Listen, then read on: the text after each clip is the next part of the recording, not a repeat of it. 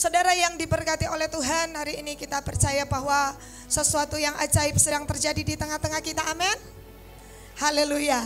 Saudara bilang kiri kanan saudara, it is well. Saudara ya, kalau ada dari seorang perempuan Sunam yang anaknya mati, ketika ditanya apa kabar, dia berkata it is well, selamat. Dalam bahasa Ibrani katakan shalom, ada damai, ada sejahtera. Itulah arti it is well, saudara. Dan hari ini mari kita dengarkan firman Tuhan di dalam 2 Raja-Raja pasalnya yang ke-7 ayat pertama dan ayatnya yang kedua dan ketiga.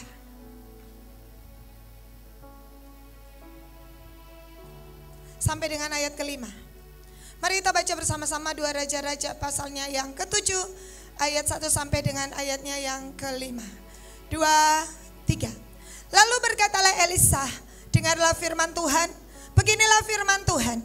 Besok kira-kira sewaktu ini, sesuka tepung yang terbaik akan berharga sesikal, dan 2 suka celai akan berharga sesikal di pintu gerbang Samaria. Tetapi perwira yang menjadi ajudan raja itu menjawab abdi Allah, katanya, sekalipun Tuhan membuat tingkap-tingkap di langit, masakan hal itu mungkin terjadi? Jawab abdi Allah, sesungguhnya engkau akan melihatnya dengan matamu sendiri, tetapi tidak akan makan apa-apa daripadanya. Ayat 3. 4 orang yang sakit kusta ada di depan pintu gerbang.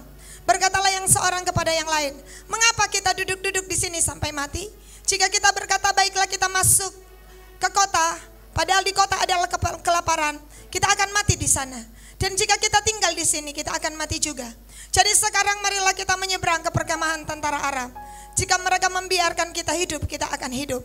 Dan jika mereka mematikan kita, kita akan mati. Saudara yang dikasih dalam Tuhan, di dalam ayatnya yang ke-2 Raja-Raja 6, mari kita lihat seberapa hebat kelaparan itu, ayat 24 dan 25. Sesudah itu Ben-Hadad Raja Aram menghimpun seluruh tentaranya. 2 Raja-Raja 6 ayat 24 dan 25. Lalu maju mengepung Samaria. Maka terjadilah kelaparan hebat di Samaria selama mereka mengepungnya, sehingga sebuah kepala keledai berharga 80 sikal perak dan 1/4 kap tahi merpati berharga 5 sikal perak. Kemudian ayat 28. Kemudian bertanyalah raja kepadanya, ada apa? Jawab perempuan itu, perempuan ini berkata kepadamu, berilah anakmu laki-laki supaya kita makan di pada hari ini, dan besok akan kita makan anakku laki-laki. Jadi kami memasak anakku dan memakan dia. Tapi ketika aku berkata kepadanya pada hari berikutnya, berilah anakmu supaya kita makan dia, maka perempuan itu menyembunyikan anaknya. Saudara yang dikasih dalam Tuhan, Alkitab mengatakan hari itu ada firman Tuhan bagi seorang Elisa. Elisa melepaskan sebuah firman Tuhan di saat kondisi negara pada saat itu berada dalam kelaparan berat. Seberapa besar kelaparan itu? Alkitab mengatakan saudara, sampai orang makan anaknya sendiri. Adapun kelaparan yang pertama, seberapa besar kelaparan itu? Yang pertama, maaf, ada kata di sini 1/4 tahi merpati. Yang pertama, saking begitu laparnya orang makan tahi merpati. Yang kedua, saking begitu laparnya orang makan anaknya sendiri. Dan hari itu saudara yang dikasih dalam Tuhan, ada seorang bernama Elisa. Dan Elisa ini kelaparan itu begitu berat, kelaparan itu begitu sukar. Dan Alkitab berkata ayat 7, pasal 7 ayat 1. Mari kita lihat sekali lagi. Lalu berkatalah Elisa, dengarlah firman Tuhan. Beginilah firman Tuhan, besok kira-kira waktu ini, sesuka tepung yang terbaik akan berharga sesikal, 2 suka jelai akan berharga sesikal di pintu gerbang Samaria. Tetapi perwira yang menjadi ajudan raja menjawab abdi Allah, katanya, sekalipun Tuhan membuat tingkap-tingkap di langit, masakan hal itu akan mungkin terjadi.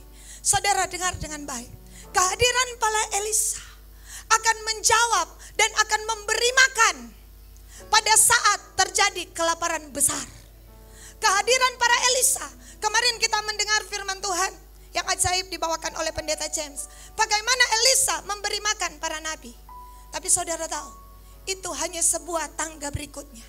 Karena saudara, tujuan Tuhan bukan hanya untuk memberi makan para nabi, tetapi memberi makan satu bangsa. Oh, ini adalah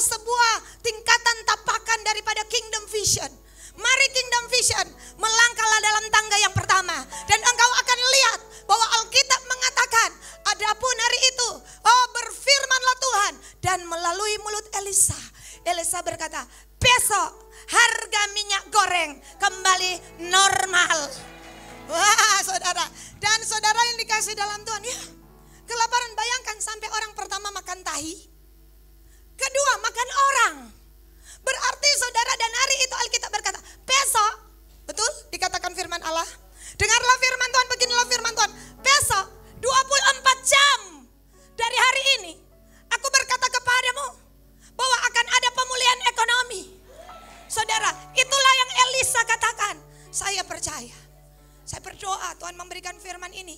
Kita semua ketika kita merendahkan diri dari Jumat sampai Sabtu, Tuhan memberikan firman ini. Nah, kamu akan lihat akan terjadi kelaparan yang begitu hebat. Tapi selama ada para Elisa akan memperkatakan firman yang ada di mulutnya. Dan satu bangsa dapat diubah dalam waktu 1 hari. 1 hari, dalam waktu 1 hari, Sion akan memperanakan anak-anaknya. Saudara, Alkitab mengatakan hari itu, Alkitab berkata, tingkap langit dibuka. Perwira ini berkata, sekalipun, saudara, saya mau kasih tahu sebuah hal, saudara, yang firman Allah katakan. Kenapa Elisa bisa membuka tingkap langit atas satu bangsa? Ini diawali dengan apa? Mari kita lihat. Yang pertama, di dalam 2 Raja-Raja pasalnya yang kedua, ayat 10. Ayat 9-10. Dan sesudah mereka sampai di seberang, berkatalah Elia kepada Elisa, mintalah apa yang hendak kulakukan kepadamu sebelum aku terangkat daripadamu. Jawab Elisa, biarlah kiranya aku mendapat 2 bagian daripada rohmu. 10. Berkatalah Elia, yang kau minta adalah sukar. Tapi jika engkau dapat melihat aku terangkat daripadamu, akan terjadilah kepadamu seperti yang demikian. Dan jika tidak akan terjadi. Ayat 11. Sedang mereka berjalan terus sambil berkata-kata, tiba-tiba, suddenly, datanglah kereta berapi dengan kuda berapi, memisahkan keduanya. Lalu naiklah Elia ke sorga dalam angin badai. Berarti saudara, kuda itu turun dari mana? Dari sorga. Saudara, sebelum kita membawa open heaven atas bangsa, saya dan saudara secara pribadi harus lebih dahulu mengalami open heaven. Sebelum kita bawa itu, sebelum Elisa bawa itu, saudara, di atas sebuah bangsa yang kelaparan, yang makan tahi, makan anaknya sendiri, saudara, dia lebih dahulu mengalami langit yang terbuka. Seseorang tidak bisa membawa atas bangsanya langit terbuka, sementara dia belum pernah lihat langit yang terbuka itu seperti apa. Dia harus alami dulu. Makanya perwira ini bilang, biarlah Tuhan membuka tingkap-tingkap langit. Kenapa? Karena perwira itu belum pernah melihat langit yang terbuka. Tapi Elisa bilang begini, karena anda belum pernah lihat. Tapi aku sudah menyaksikannya. Aku sudah melihatnya. Engkau tidak percaya karena engkau belum mengalaminya. Tapi aku percaya karena aku lebih dahulu mengalaminya. Saya berdoa, open heaven yang akan terjadi pada para nabi diawali dengan saya dan saudara yang akan dibawa Tuhan mengalami open heaven, mengalami pengalaman supranatural dengan Tuhan. Dengar dengan baik, saudara, kenapa dia bisa membawa lawatan itu? Karena lebih dahulu dia yang dilawat oleh Tuhan. Ada padanya. Kenapa dia bisa membawa sebuah lawatan, saya ulang lagi, atas satu bangsa, atas para nabi? Karena saudara, membawa perubahan bagi para nabi. Seorang anak tidak memperhatikan protokoler. Dan entah kenapa, saudara, kita membiarkan saja. Seperti ada sebuah tarikan. Dia tidak peduli di situ ada siapa. Di sini ada siapa? Yang penting di sana ada opa saya. Dan mata saya tertuju kepada opa saya. Perempuan yang berdosa, tidak mempedulikan orang Farisi. Di situ ada siapa? Di situ ada siapa? Yang penting di sana ada Tuhan Yesus. Resikonya ke belakang, mau diangkat ke dibawa pulang.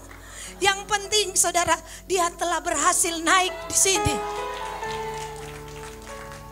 Kalau orang besar terlalu banyak kekhawatiran, ketakutan, belum pernah ada orang besar sementara khotbah naik di sini. Karena ada pertimbangan. Orang mau bilang apa? Kagak dia bilang apa? Kagak apa? Dong bilang apa kita? Begitu juga dengan kebanyakan orang Kristen hari-hari ini. Kau tak semua menyembah masuk melihat Bapak. Masalahnya Bapak ada di sana. Dan Bapak mengundang aku. Cuma masalahnya ada tapi tamang di sei. Tamalo kaki tapi kening sebelah semua. Tak malu ada orang bilang semua jadi lebih radikal. Itulah yang menghalangi. Amin. Bilang kiri kanan saudara, jangan ada apapun yang menghalangi engkau. Kemudian apa yang membuat kelihatannya aku seperti orang bodoh? Ya, orang bodoh yang menyembah mirip Daud. Orang pandai yang tidak menyembah mirip Mikal. Saudara pilih mana? Daud atau Mikal? Daud kelihatannya bodoh. Pakai baju kerajaan, pangkat, kedudukan di mana-mana. Daud itu tidak pernah kalah, menang di mana-mana. Saudara, tapi ketika datang menyembah Tuhan, dia buang semua itu, dia ganti dengan baju efod. Baju seorang hamba. Siapapun saya dan saudara, ketika kita datang kepada Tuhan, tanggalkanlah semua pangkat, jabatan, kedudukan, dan semua yang ada pada kita, termasuk semua hak. Amin. Di situ kita akan jumpa dengan Tuhan. Saudara, nah kita balik lagi. Saudara ya, Alkitab mengatakan, kenapa dia bisa membawa lawatan bagi 100 nabi? Kita melihat sebuah angin segar. Nabi yang 100 melihat dari kejauhan. Tapi dalam khotbah kemarin, saudara firman Allah berkata bahwa apa? Tempat para nabi menjadi sesak. Terjadi perubahan perkembangan di para nabi. Saudara, kenapa? Saudara seorang, karena Elisa lebih dulu dilawat. Kenapa Elisa membawa perubahan bagi orang lain? Karena saudara dia lebih dahulu berubah. Kalau saya dan saudara ingin orang lain dilawat, biarkanlah Tuhan melawat kita. Kalau saya dan saudara ingin suamimu berubah, biarkanlah Tuhan melawat saya terlebih dahulu. Karena semuanya diawali dengan kita. Amin. Kenapa dia bisa membawa sorga terbuka? Karena dia telah melihat sorga terbuka. Sementara ini satu orang ini belum pernah lihat. Hari-hari ini biarkan saya dan saudara ada seseorang yang bilang kepada saya, rakus ilahi. Kita rakus ilahi. Yesaya telah melihat ujung jubah Yesus. Ya, di dalam Yesaya 6, aku melihat Tuhan duduk di atas tahta. Tapi saudara tahu, Yesaya tidak pernah berhenti. Saudara, sampai di Yesaya 53. Tiba-tiba, apa yang Yesaya lihat? Yesaya 53 ayat 3. Kita sudah banyak kali baca Yesaya 6, aku melihat Tuhan duduk di atas tahta, menjulang tinggi. Saudara, tiba-tiba di depannya, dia melihat ada seseorang. Ia dihina dan dihindari orang. Seorang yang penuh kesengsaraan, biasa menderita kesakitan. Ia sangat dihina. Dan Alkitab berkata, sehingga orang menutup mukanya. Dan saudara, Alkitab bilang terhadap dia, bagi kita pun dia tidak masuk hitungan. Ayat berikutnya, Alkitab bilang, tetapi sesungguhnya penyakit kita layak ditanggungnya, kesengsaraan kita yang dipikulnya. Kita mengira dia kena tulah dipukul ditindas Allah, tetapi dia tertikam karena pemberontakan kita. Ganjaran yang mendatangkan keselamatan ditimpakan kepadanya. Oleh bilur-bilur ya kita sembuh. Hari itu di awal dia melihat Tuhan duduk di atas tahta. Dia tidak pernah berhenti. Dia kejar sampai dia melihat sesuatu peristiwa di Golgota muncul di depannya. Ada sebuah penglihatan ilahi yang Tuhan berkata, Yesaya, kamu mungkin akan mati dibunuh, tetapi Tuhan tidak pernah gagal. Ada seorang Mesias yang akan mati, disalibkan, disiksa sampai mati, sehingga bangsa ini diselamatkan. Itulah sebabnya Yesaya menulis Yesaya 60. Bangkitlah, menjadi teranglah, sebab terang Tuhan telah terbit atasmu. Kegelaman menutupi samudra raya, tetapi terang Tuhan terbit atasmu. Kenapa saudara? Dia berkata dalam Yesaya 66, keselamatan akan muncul seperti sungai dalam waktu satu hari. Kenapa? Karena Yesaya tidak berhenti di satu titik pengenalan akan Tuhan. Dia lebih dalam, dia lebih dalam, dia lebih dalam, sampai Tuhan menampakkan diri kepadanya dalam rupa penderitaan di Golgota. Tuhan tampakkan kepada seorang yang bernama Yesaya. Jauh sebelum Yesus disalibkan, drama penyaliban, penuh siksaan, penuh malapetaka, penuh tragedi yang memilukan tapi menyelamatkan sudah tergambar dan Tuhan perlihatkan kepada seorang nabi besar bernama Yesaya. Saya berharap jangan puas dengan kekristenanmu dan ku hari ini. Kejar Tuhan, kejar Tuhan, kejar Tuhan. Daud melihat dalam Mazmur 22. Saudara baca di Mazmur 22. Ia menusuk tanganku, menusuk kakiku, tenggorokanku kering. Siapa yang dia lihat? Mesias. Ayub, ya Alkitab berkata apa? Aku tahu penebusku hidup dan dia bangkit dari debu. Mereka tidak pernah berhenti sampai mereka memandang wajah Kristus. Saudara, jangan pernah berhenti. Siapapun engkau, seberapa dalam levelmu dan levelku di dalam Tuhan, seberapa saya dan saudara, ya rakuslah ilahi. Kejar Tuhan. Hari-hari ini kejar Tuhan. Karena seberapa dalam engkau dilawat, lawatan itu akan engkau bawa kepada orang lain, bangsa-bangsa. Haleluya. Amin. Amin. Bilang kiri kanan saudara, seberapa besar engkau dilawat, lawatan itu yang akan engkau bawa. Amin. Saudara yang dikasih dalam Tuhan, kita balik. Saudara, di dalam 2 raja-raja tadi, Alkitab mengatakan seperti ini. Hari itu saudara sebuah kelaparan besar terjadi. Dan ketika firman Tuhan diperkatakan, saudara hanya beberapa kata. Besok harga minyak goreng turun. Besok harga minyak goreng murah. Perwira raja, orang kerajaan bilang begini. Ya, biarlah Tuhan membuka tingkap langit. Orang pekerajaan so hitung. Pemulihan kalau dalam kelaparan berat seperti ini butuh 10 tahun. Dia kan orang kerajaan. Kerajaan sang raja di dunia. Tetapi masalahnya yang di sini adalah orang kerajaan Allah. Saudara ya. Saudara, jadi beda cara menghitung kerajaan Allah dengan kerajaan dunia. Tanya kiri kanan, ngana orang mana?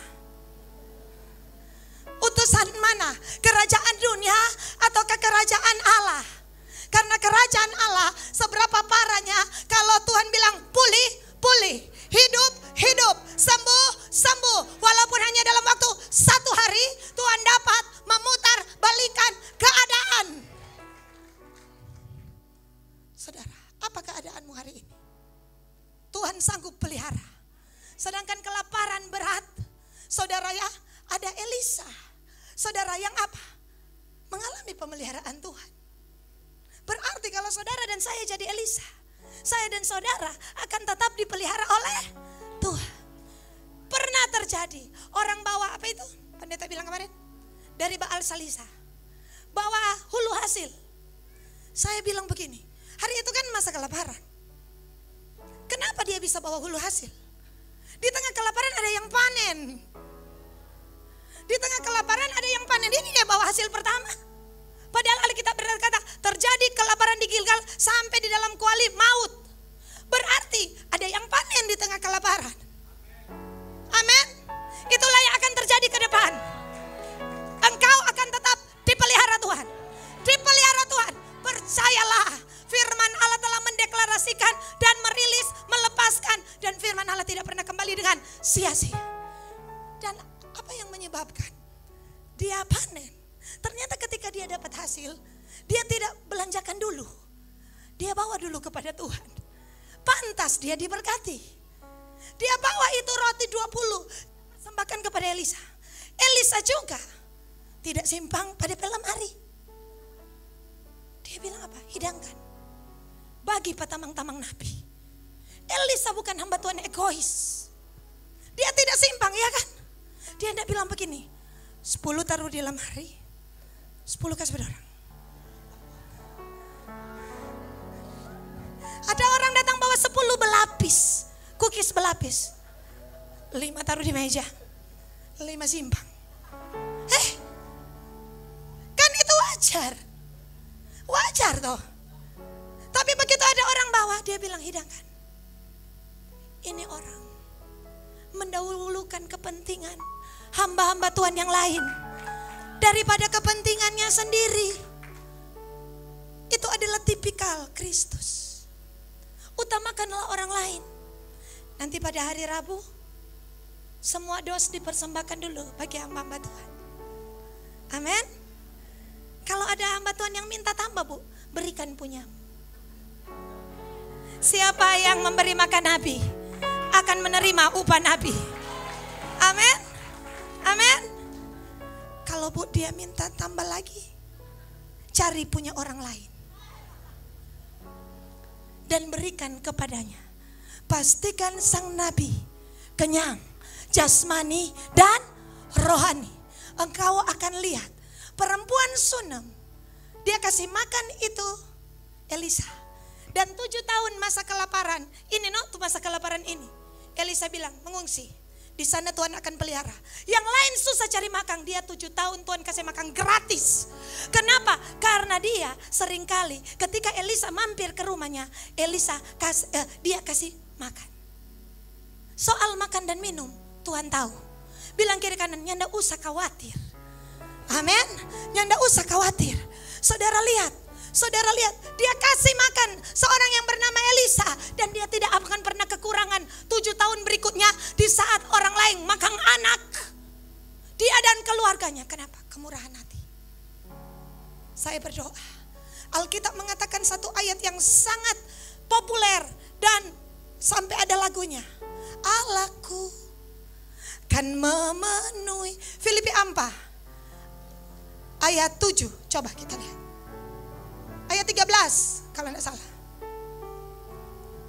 Oh, ayat berapa? 19. Coba silakan. Allahku akan memenuhi segala keperluanmu menurut kekayaan dan kemuliaannya dalam Kristus Yesus. Allah kita akan memenuhi keperluan kita bukan menurut kekayaan kita, tapi menurut kekayaannya. Amin.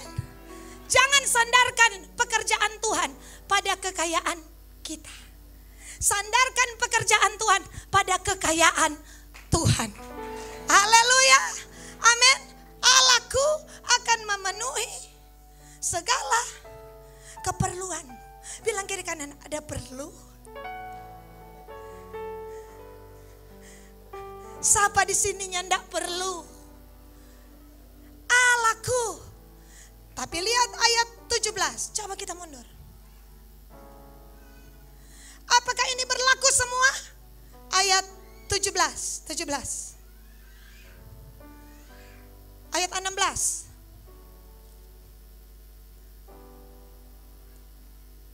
Karena di Tesalonika pun, sebentar saya lihat. Mari baca.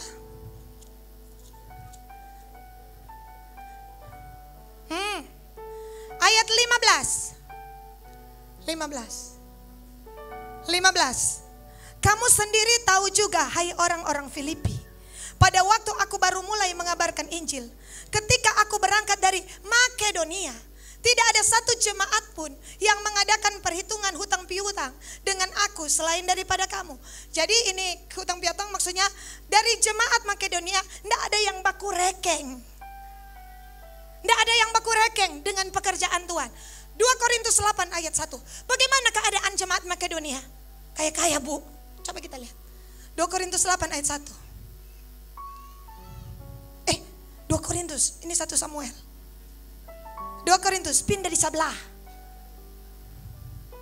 2 Korintus 8 ayat 1. Saudara-saudara, kami hendak memberitakan kepada kamu tentang kasih karunia yang dianugerahkan kepada jemaat-jemaat di Makedonia. Ayat 2. Selagi dicobai dengan berat dalam berbagai penderitaan, sukacita mereka meluap. Dan meskipun mereka sangat miskin, namun mereka kaya dalam kemurahan. Saudara, orang yang membiayai pekerjaan Tuhan dari seorang Paulus, jemaat Makedonia, saudara, Alkitab bilang lagi dalam beban berat, lagi dalam apa? Keadaan miskin. Tapi mereka kaya dengan kemurahan.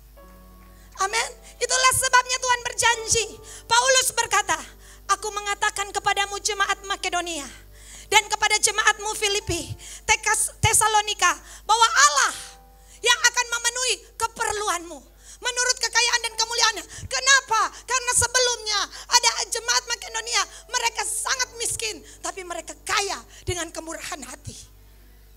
Saya berdoa, apakah engkau dalam beban berat? Bersukacitalah.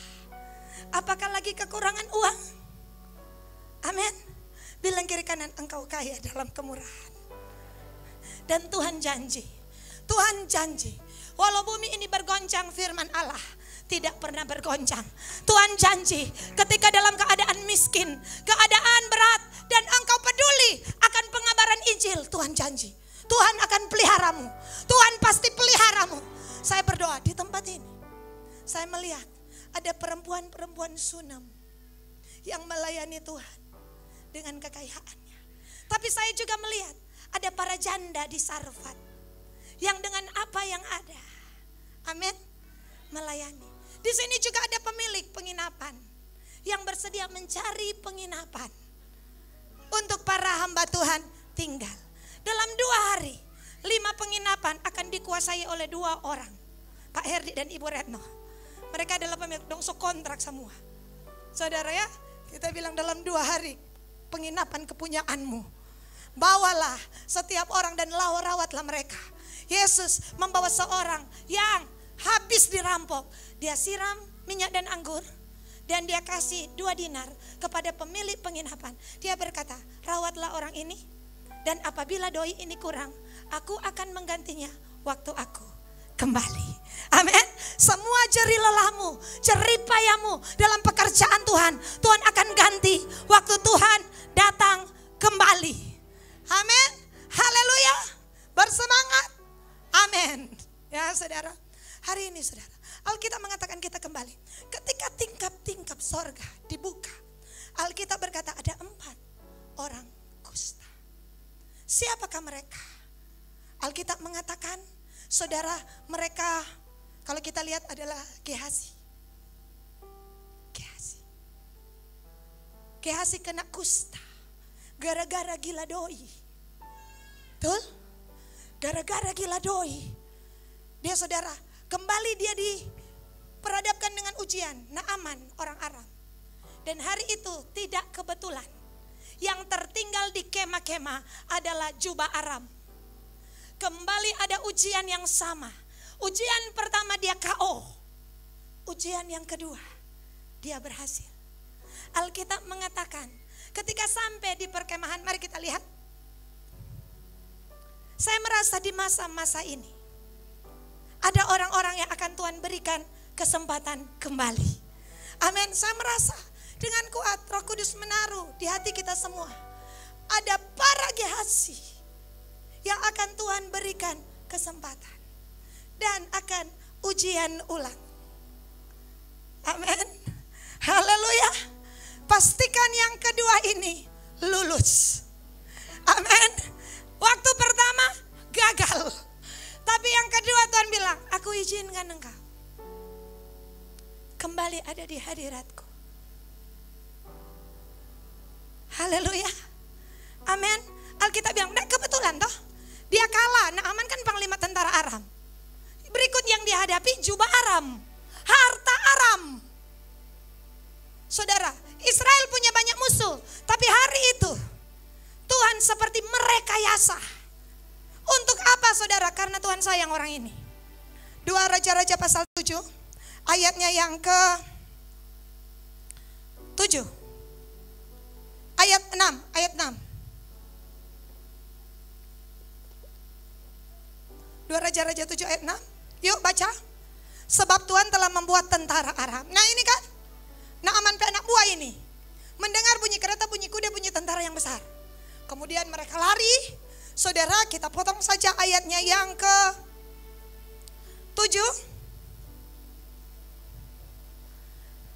7. Karena itu bangkitlah mereka melarikan diri pada waktu senja dengan meninggalkan kemah, kuda keledai mereka di tempat perkemahan dengan begitu saja. Mereka melarikan diri menyelamatkan nyawa.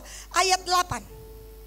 Ketika orang-orang yang sakit kusta itu sampai ke pinggir tempat perkemahan, masuklah mereka ke dalam kemah, makan minum, mereka mengangkut dari sana. Oh, Mas. Naaman pemas lalu. Tak tinggal ulang di sini. Perak, pakaian, kemudian pergilah mereka sembunyikan. Nah, Bu bilang tadi lolos, tunggu ada di ayat berikut. Lalu datanglah mereka kembali masuk ke dalam kemah dan angkat barang-barang yang lain. Tiba-tiba ayat 9. Berkata seorang kepada yang lain, tidak patut yang kita lakukan. Hari ini adalah hari kabar baik. Apa itu kabar baik? Injil. Apa itu kabar baik? Injil. Tetapi kita ini tinggal di sini. Apabila kita menanti sampai terang, maka hukuman akan menimpa kita. Jadi sekarang, marilah kita pergi menghadap untuk memberitakan hal ini ke istana raja. Nggak jadi. Yang satu, tiba-tiba ini bayangan. Dia sementara simpang, tiba-tiba terputar memori bertahun-tahun yang lalu. Waktu dia belum punya anak. Kan Alkitab bilang, kusta Naaman akan melekat kepadamu dan anak cucumu. Hari itu terputar.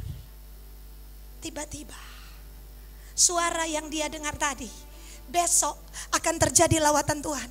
Firman itu masuk di hatinya dan berkata, Giasi, bertobatlah, lalu engkau kalah. Kali ini buat yang terbaik. Saudara, dia bilang, salah orang perbuatan ini. Salah, nimbola ini ketamakan, ini kerakusan, bukan kerakusan ilahi.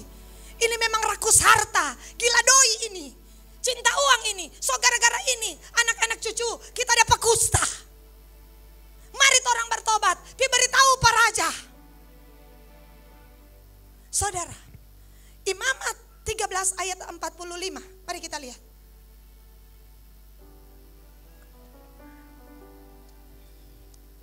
Imamat 13. Orang yang sakit kusta harus berpakaian yang cabik-cabik, rambutnya terurai, dan lagi ia harus menutup mukanya sambil berseru, najis, najis. Ayat 46. Selama ia kena penyakit itu, ia tetap najis. Memang ia najis 4 kali. Ia harus tinggal terasing di luar perkemahan. Itulah tempat kediamannya. Hari itu 4 orang najis ini Tuhan percayakan membawa kabar baik. Membawa kabar baik. Saudara yang dikasih dalam Tuhan, saya meyakini bahwa apa yang akan kita kerjakan ketika tingkap langit sorga terbuka, maka yang najis Tuhan akan berikan kesempatan kembali. Bahkan Tuhan akan ubah semua kenajisan menjadi sebuah kehormatan. Mereka katakan, inilah waktunya kami membawa kabar baik. Bukankah mereka orang najis? Yesaya berkata, aku ini najis bibir. Aku tinggal di tengah-tengah bangsa yang najis bibir. Tapi hari itu Tuhan menjamah mulut Yesaya. Dan Yesaya, Tuhan berkata, siapakah yang akan kuutus? Ini aku, utuslah aku. Saya meyakini, yang pertama, dalam waktu 2 hari ini, bahkan akan terjadi dalam hidup kita, Tuhan berikan kita kesempatan kembali. Jangan sia-siakan kesempatan itu. Selagi ada kesempatan, saudara ambil kesempatan itu. Tinggalkan semua kerakusan, kepestaporaan, kepura-puraan. Tinggalkan. Karena kalau tidak, kita akan tetap kusta. Karena sesungguhnya rencana Tuhan besar. Si najis 4 ini dipercayakan Tuhan untuk membawa kabar baik atas satu kota. Bayangkan orang Ampa datang, orang melempar batu. Kau bilang bukan, ya kenapa? Sudah terjadi sesuatu. Begitu mereka merilis, ada pemulihan di sana. Tiba-tiba saya bayangkan, kusta mereka sembuh. kusta mereka sembuh. Tiba-tiba tubuh mereka menjadi tahir. Pertobatan akan membawa pemulihan dalam hidupmu. Bahkan akan mengangkat engkau dan dipercayakan untuk membawa kabar baik. Saya berdoa, minta surga terbuka. Minta tingkap langit terbuka. Karena kalau tingkap langit terbuka, kesempatan akan Tuhan buka kembali. Kesempatan kedua Tuhan berikan bagi saya dan saudara. Perbaiki hidup ini. Perbaiki cara bicara ini. Perbaiki. Kenapa? Selagi ada kesempatan. Kenapa? Karena ketika tingkap saudara terbuka, ini yang terjadi. Kejadian pasal 7 ayatnya yang ke-11.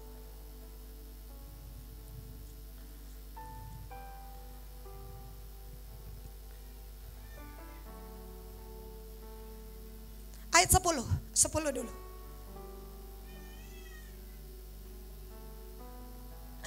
Setelah 7 hari, datanglah air bah meliputi bumi. Ayat 11. Pada waktu umur Nuh 600 tahun. Pada bulan yang kedua, pada hari yang ke-17 bulan itu. Pada hari itulah terbelahlah segala mata air samudera raya yang dahsyat dan terbukalah tingkap-tingkap di langit. Mari kita lihat ayat berikutnya. Turunlah hujan lebat meliputi bumi 40 hari 40 malam lamanya. Ayat 13. Pada hari itu juga masuklah Nuh serta Sem, Ham dan Yafet, anak-anak Nuh dan istri Nuh. Dan ketika istri anak-anaknya bersama-sama dengan dia ke dalam bahtera.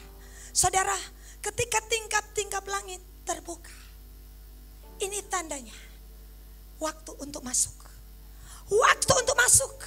Masuk dalam bahtera yang sudah Tuhan sediakan. Masuk saudara. Kenapa? Karena sekalipun tingkap langit terbuka, ada ayat yang cukup aneh. Alkitab berkata ayat 16. Dan yang masuk itu, jadi habis Nuh keluarga, jantan, betina, dan dari segala yang hidup. Seperti yang diperintahkan Allah kepadamu. Lalu Tuhan menutup pintu bahtera itu di belakang. Tingkap langit terbuka, saatnya masuk dalam bahtera. Dan Alkitab bilang, ini ayat, maaf, sedih. Karena yang masuk terakhir, kita pikiran Nuh, tetangga. Nen tahu yang masuk terakhir, jantan, betina, dan segala yang hidup. Ngok, gajah. Coba saudara membayangkan ketika baca firman Tuhan. Siput, kura-kura, mana dang tu manusia lain? Mana? Dan Alkitab bilang, Tuhan tutup pintu. Tuhan tutup pintu. Tadi Gehazi Tuhan kasih kesempatan. Tapi kalau saya dan saudara tidak mau ambil, Tuhan juga akan tutup pintu. Tidak selama-lamanya kesempatan itu dibuka. Tidak selama-lamanya. Tapi hari ini, ketika saya tahu Tuhan merilis tingkap langit terbuka, saya tahu kesempatan masih dibuka. Tetapi saya mau katakan, saya tidak tahu seberapa lama kesempatan ini dibuka. Karena yang tahu bukan Nuh, yang tahu Tuhan. Tuhan yang tutup pintu, bukan Nuh yang tutup ke siang. Bukan orang hamba-hamba Tuhan yang tutup. Bukan Pak Jamie Kostor ada tutup.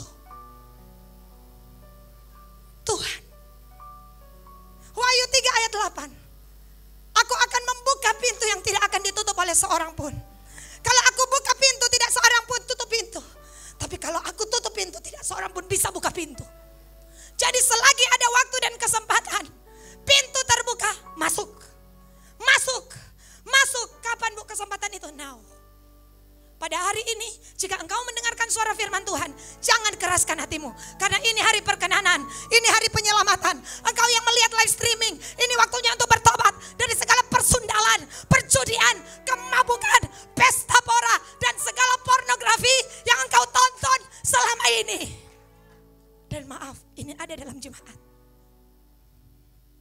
Bertobatlah. Kita tidak pernah tahu. Apakah 1 jam dari sekarang Tuhan tutup pintu? 5 jam dari sekarang Tuhan tutup pintu? Kita tidak pernah tahu. Bahkan Nuh tidak tahu bahwa pintu di belakangnya sudah tutup. Mungkin Nuh, saya percaya Nuh menangis. Dia bilang, tetangga masih dah buka, masih. Sementara Ngok bilang, ayam bilang kukuruyuk, tutup, sudah tutup. Nuh kira le masih tak buka karena Tuhan yang tutup pintu. Kalau Tuhan tutup pintu, percumalah saya dan saudara mencari-cari pintu. Alkitab bilang dalam firman Tuhan di dalam Kejadian pasalnya yang ke 18, 19 ayat 11. 19 ayat 11. Kejadian 19 ayat 11. Dan malaikat itu, mereka membutakan mata orang-orang yang di depan pintu rumah itu. Dari yang kecil sampai yang besar. Sehingga percumalah orang-orang itu mencari-cari pintu. Karena ini Tuhan yang tutup. Malaikat yang dijemput, Lot tutup pintu. Dengan menggambarkan cuma orang yang ada dalam rumah ini yang selamat. Yang mau masuk sana boleh. Percumalah orang-orang itu mencari-cari pintu. Makanya Yesus berkata, berjuanglah untuk masuk di pintu yang sesak itu. Karena sedikit orang yang akan masuk ke dalamnya. Karena banyak orang akan cari pintu lebar. Banyak orang akan mencari jalan lebar. Jalan yang apa saudara sempit, orang tidak mau. Tapi satu kali Alkitab berkata, berjuanglah untuk masuk di pintu yang sesak itu. Saya dan saudara hari ini harus berjuang. Berjuang. Apa perjuangan kita? Lukas 13 ayat 24 mengatakan,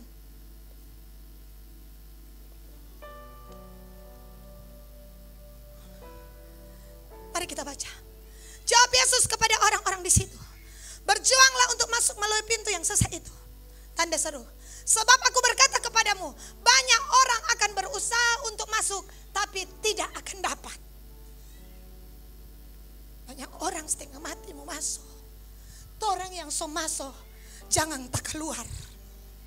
Pastikan saya dan saudara tidak keluar hari-hari ini. Karena kita tidak akan pernah tahu kapan pintu ditutup. Ada 10 gadis, 5 bijaksana, 5 bodoh. Tu 5 leba kuriki pi babli. Pi beli minyak. Dorang beli. Saudara kenapa beli pas-pas minyak mahal? Iya toh? Minyak mahal. Jadi beli pas-pas. Sementara yang lain sekalipun bayar harga, dorang bayar lebih. Ini menggambarkan hanya orang yang bayar harga lebih yang akan masuk. Bukan pas-pas. Saya dan saudara hari-hari ini ikut Tuhan bayar harga. Bukan bayar pengorbanan Kristus. Saudara mengerti maksud saya? Pengorbanan Kristus tidak bisa dinilai dengan apapun. Tetapi saudara perjalanan kita dengan Tuhan. Saudara bayar harga, itu bayar harga. Biar orang semuka maskena, saudara tetap bilang, it is well. Shalom. Saudara menguatkan hatimu, itu namanya bayar harga. Kalau tuh standar-standar, tuh tadi pas-pas. Ngana muka marah, kita le muka marah. Cuma ngana boleh muka marah, kita le boleh. Itu pas-pas. Nih mau bayar harga lebih. Iya kan? Simpel saja. Kenapa tuh 5? Dia beli karena dompetnya pas-pas. Kenapa yang lain lebih? Tentu orang bayar lebih. Mereka bayar harga lebih. Yang lain ada saudara santai dengan dunia ini. Saya dan saudara. Ada pengerja so tarik napas. Awas. Awas. Puasa le. Puasa le. Lain orang udah makan sadap, orang udah puasa. Itu bayar harga. Ibadah mengandung janji bukan hanya untuk hari ini, tapi untuk hidup yang kekal. Yang lain ada goyang sendok. Saudara ya, ada pato-pato, ada caca, tuh orang nembole. Holy terus, holy. Itu bayar harga. Amin. Yang lain ada santai di jalan-jalan, tuh orang udah pergi di kampung-kampung. Saudara, iya kan? Itu bayar harga.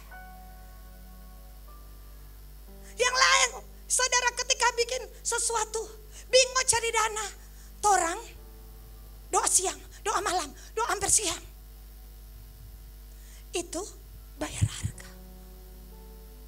Sampai tuh minggu malam kemarin, tuh lihat satu, angkat tangan buka mulu, tangannya turun ke mulunya tuh. Sementara di sampingnya ada berlutut mar begini. Nya bagra, satu so di Ukraina, satu so di Rusia. Satu dia begini, hiralaba, sikaralaba, sikaralaba, laba. Saudara. Tapi tidak mengapa. Saya bilang, bayangkan saya lagi khotbah, dorang kasih dengar, aduh mengantos sekali Jadi kita bilang, ayat berikut. Siapa tuh mengantos sekali, sudah pada dengar sampai di sini. Karena sejam 3 kita bilang, satu poin lagi, kono bilang, duh mengantos sekali Tapi tidak mengapa. Itu adalah gambaran Petrus, Yohanes, Yakobus. Yang penting sadarlah jangan sampai ada eustikus. Dia ciri dari atas karena ada mengantuk. Pak siapa bilang? Pak Kayangan bilang apa? Kalau ada karunia membangkitkan orang mati dia masih boleh hidup. Mar kalau ada karunia dia mati terus. Jadi berhati-hatilah dengan ketiduran. Saudara ya. Iya apa mengantuk sekali Saudara, ada yang dengan baju kerja, ada yang sepatu bot, tas full karena dari apa naik tower. Kong duduk di sini. Kita lihat kurang dah setengah mati. Saudara, iya, setengah mati untuk apa? Berdoa. Orang dah menyanyi, ku tetap cinta. Dia terus, ku tetap setia. Dia terlalu banyak yang Tuhan telah beri, takkan mungkin ku balas dari apa yang ku miliki pada dia. Haleluya. Dia so sadar terlalu banyak yang Tuhan beri, dia langsung haleluya. Tapi itu bayar harga, saudara. Bayar harga. Saya lihat belum kemarin. Waduh, saudara yang tidak datang memang rugi. Lawatan Tuhan tercurah. Sampai bingung. Kita bilang, oh Tuhan, harusnya ibadah seperti ini. Sampai yang datang, ada gembala komsel. Seperti gasing, tak putar sana. Balik ulang kemari. Putar ulang ke sana. Wih, saudara nen tahu orang mau berhenti di mana? Cuma ada apa? Setiap kali Pak Nelis setiap kali berdoa menangis terus. Nya mampu berlutut ulang, berdiri ulang, berlutut ulang. Nya namu tak berdiri, kaki semua lomboh. Hadirat Tuhan tercurah. Ketika kita maju, mari kita wakili orang Esther. Yang lain Nehemia, yang lain Ezra. Berdoa, Tuhan ampuni. Yang lain ampuni keluarga kami, yang lain ampuni para imam, yang lain ampuni bangsa kami Tuhan. Dan hari itu Nehemia berkata, kami mengikat perjanjian yang baru, bahwa kami dan seisi rumah kami, kota kami dan bangsa kami mau tetap setia kepada Tuhan. Piagam perjanjian dibubui dengan meterai. Apa itu meterai? Roh Kudus. Piagam itu kita angkat hanya dengan tangan ini, menggambarkan pegang tangan kami dan dicap dengan tinta air mata. Kita tidak punya pulpen karena tidak disedia. Tapi hari itu Tuhan berkata, buat perjanjian. Saya katakan, Tuhan, perjanjian itu harus ditandatangani, ditulis dengan tinta. Kami tidak punya. Roh Kudus mengingatkan, kalian punya. Air mata kalian adalah tinta emas untuk sebuah perjanjian. Saudara, untuk kita semua, hari ini saya berdoa, ketika tingkap langit terbuka, ingat dengan baik, ada kesempatan atas satu bangsa. Yang kedua, para Gehasi untuk kembali. Para Miriam, bukan cuma Gehasi pernah sakit kusta. Miriam juga pernah sakit kusta karena melawan Musa. Hari itu yang Musa bilang, Tuhan sembuhkan kasihan, tapi kakak ini. Tapi Tuhan bilang dia harus kena kusta 7 hari. Musa umumkan, tunggu akang Pak Miriam 7 hari. Tunggu akang kasihan Pak Miriam, orang yang boleh pindah. Dan kepindahan mereka bukan tergantung pada tiang awan dan tiang api.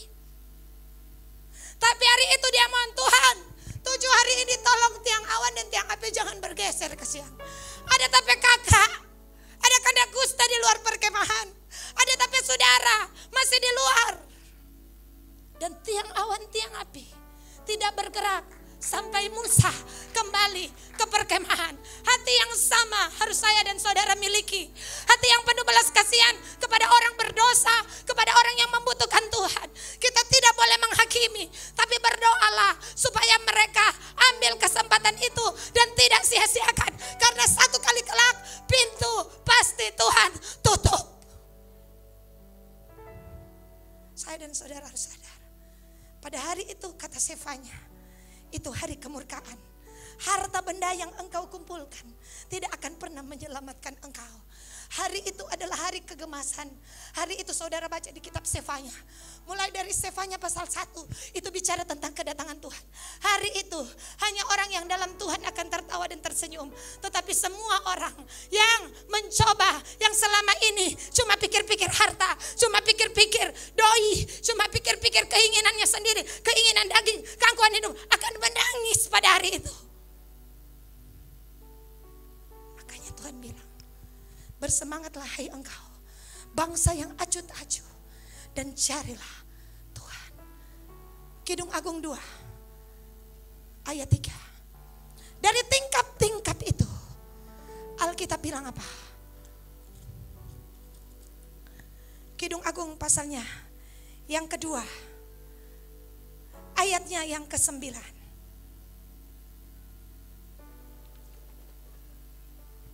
Kekasihku serupa kijang atau anak rusa. Lihatlah, ia berdiri di balik dinding kita sambil menengok-nengok melalui tingkap-tingkap dan melihat dari kisi-kisi. Siapa kekasih kita? Yesus Kristus.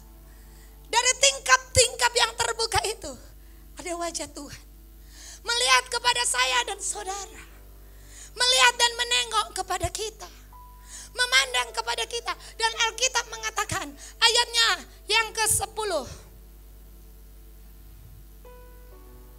kekasihku mulai berbicara kepadaku, bangunlah manisku, jelitaku, marilah. Dia undang gereja. Ya, dia panggil apa? Manis. Itulah sebabnya bicara yang manis, pikirkan yang manis. Alkitab bilang marilah, ayat 11. Lihat, musim dingin telah lewat, hujan telah berhenti dan sudah lalu, ayat 12. Di ladang tampak bunga-bunga, tibalah musim memangkas. Ini musim penuaian. Lihat, ladang sudah menguning, siap untuk dituai. Tekukur terdengar di tanah kita, ayat 13. Ya, saudara lihat, buah mulai muncul. Pohon ara mulai berbuah, bunga pohon anggur semerbak baunya. Bangunlah manisku, jelitaku. Oh saudara, pohon anggur itu, saudara, Alkitab berkata, Yesus Kristus pokok anggur, kamu rantingnya. Setiap ranting yang berbuah dipotongnya supaya banyak berbuah. Saudara ya, kemudian apa? Dibersihkannya. Ini musim pembersihan. Ini musim pemangkasan. Tuhan akan pangkas semua hal-hal yang tidak baik dalam hidup kita. Tujuannya apa? Ada panen besar. Berikutnya ayatnya yang ke-14. Merpatiku di celah-celah batu, di persembunyian. Ini kan nubuatan Tuhan atas sulut. Banyak hamba-hamba Tuhan bilang, nubuatan Tuhan, perdengarkanlah suaramu hai Sulawesi Utara, sebab merdu suaramu dan elok wajahmu. Ayat berikutnya 15. Tangkaplah bagi kami rubah-rubah itu, rubah-rubah yang kecil yang merusak kebun anggur. Kebun anggur kami yang sedang berbunga. Rubah tidak makan anggur, tapi rubah merusak anggur. Ini rubah-rubah kecil. Ada hal-hal kecil, saudara, yang akan membuat kerohanianmu stuck. Mungkin itu bukan dosa, tetapi saudara, itu akan menjadi dosa ketika engkau dan aku memiliki kebiasaan-kebiasaan yang merugikan. Contoh, ini contoh. Saya dan saudara tidak baca Alkitab, tapi kita nonton begitu panjang, itu rubah kecil. Saya dan saudara lupa baca Alkitab. Tapi drama Karombasan jalan terus. Drakor. Baku dapat kamari. Bukan tanya KKR di mana. So seri berapa? Ngana so lihat pak kuah yang se dengan kuah yang le. Malaikat bilang kita lihat geli. Adalah satu le, satu li. Habis itu di gereja, ku tetap cinta, ku tetap setia. Malaikat dan pura-pura sekali ngoni dua. Padahal yang ngoni perdulikan kuah yang le dan kuah yang ke. Itu rubah. FBI yang tidak berkeputusan, itu rubah. Saat akan menjadi dosa dan membuat anggur saudara tidak bisa dipanen. Mari lihat masing-masing kita. Apa rubah-rubah itu? Terlalu banyak apa? Belanja. Kalau untuk keperluan boleh. Kebutuhan oke. Tapi saudara, ada hal yang namanya pemborosan. Ingat Allah memberkati kita, tetapi manajemen Tuhan serahkan kepada saya dan saudara. Jangan suruh malaikat Gabriel memanage tong pedoi. Allah akan buka tingkap langit dan memberkatimu, memberkatiku. Tetapi soal manage urusan janda itu, Tuhan lipat gandakan itu minyak. Tetapi yang manage itu minyak siapa? Yang penjual, tu janda.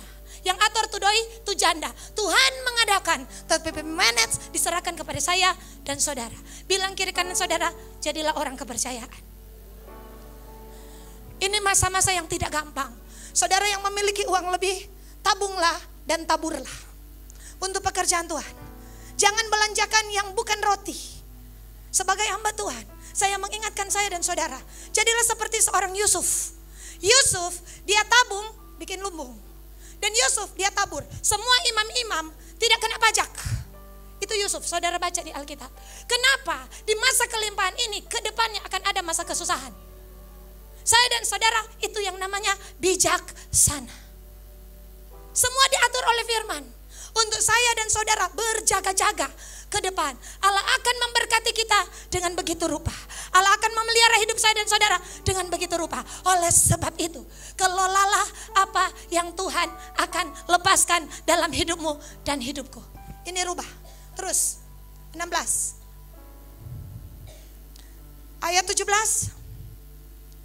Nanti berikut panjang lagi ini bunga baku.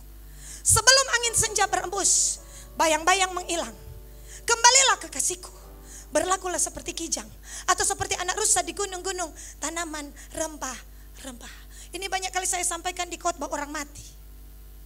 Karena angin senja bicara sore, saudara orang kalau sudah ada bayang-bayang, lihat kiri kanan saudara, masih ada bayang kaki. Martuan bilang, satu saat bayang-bayang mau hilang. Kalau bayang-bayang mau hilang, DP orang so hilang lebih dulu. Berarti saudara ini waktu yang tidak panjang. Sebelum angin senja berembus bicara sore, Yesus berkata akan datang malam. Bekerjalah Kingdom Vision selagi hari masih siang. Akan datang malam, seorang pun tidak akan bisa bekerja. Pada malam itulah akan ada perhitungan. Seorang seperti Alkitab berkata, kerajaan Allah orang-orang yang membagi-bagikan berkat, talenta kepada hamba-hambanya. Dan juga orang yang kerja di kebun anggur. Ada yang masuk 9 pagi, saudara pernah baca. Ada 12 siang, ada jam 3 sore, terakhir jam 5 sore. Jam 6 waktunya tutup perhitungan. Ini dia. Dan selagi masih ada waktu, kembalilah kekasihku. Berlakulah seperti kijang atau anak rusa, seperti gunung-gunung di tanah merempah. Tadi pujian berkata apa? Seperti rusa, iya kan? Lord, iya kan? Firman Tuhan bilang apa? Seperti rusa, dir. Seperti rusa yang rindu sungaimu.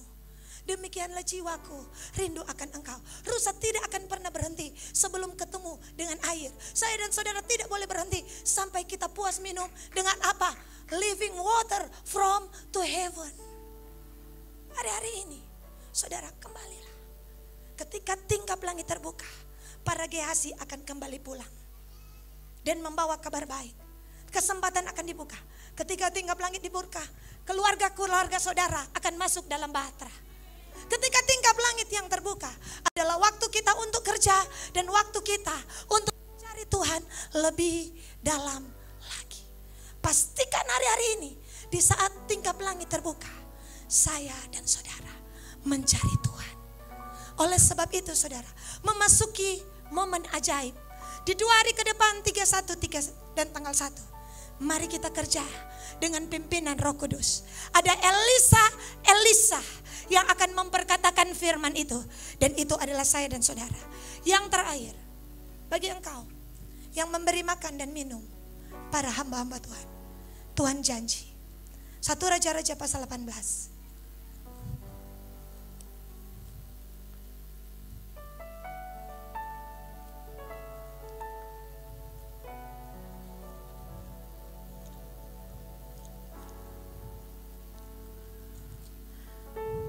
Alkitab bilang apa? Ayat 1. Saya dengan cepat. Datanglah firman Tuhan kepada Elia dalam tahun yang ketiga. Pergilah, perlihatkan dirimu kepada Ahab, sebab aku hendak memberi hujan ke atas muka bumi. This is the kairos Tuhan, time of God.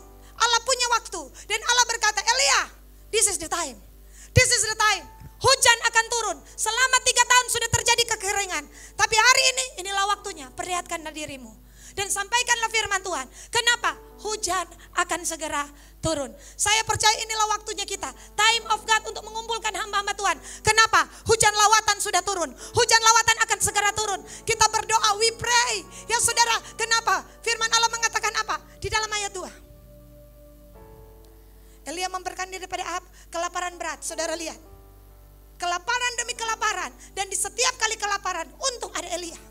Di setiap kali kelaparan itu bisa pulih kalau ada Elia, kalau ada Elisa. Saudara, ini terjadi di zaman Elia, ayat 3. Ahab memanggil Obadya. Obadya ini seorang yang sungguh-sungguh takut Tuhan, ayat 4.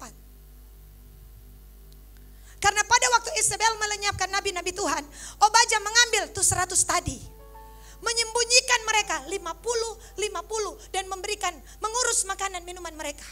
Saudara, 3 tahun setengah mati makanan. Dia sediakan semua yang langka, minuman, makanan, 3 tahun. Kita nen tahu dia ambil pas apa. Yang jelas karena dia kepala istana daripada Ahab, mungkin dia ambil daripada Isabel. Ya, dia ambil daripada Isabel. Ya saudara, dia meresikokan hidupnya. Barani Isabel dapat tahu habis ngana. Saudara, 3 tahun 100 orang dia kasih makan setiap hari di saat kelaparan berat. Ini orang yang takut Tuhan. Dan ketika Tuhan mau mendatangkan hujan, Alkitab mengatakan, ayat 7.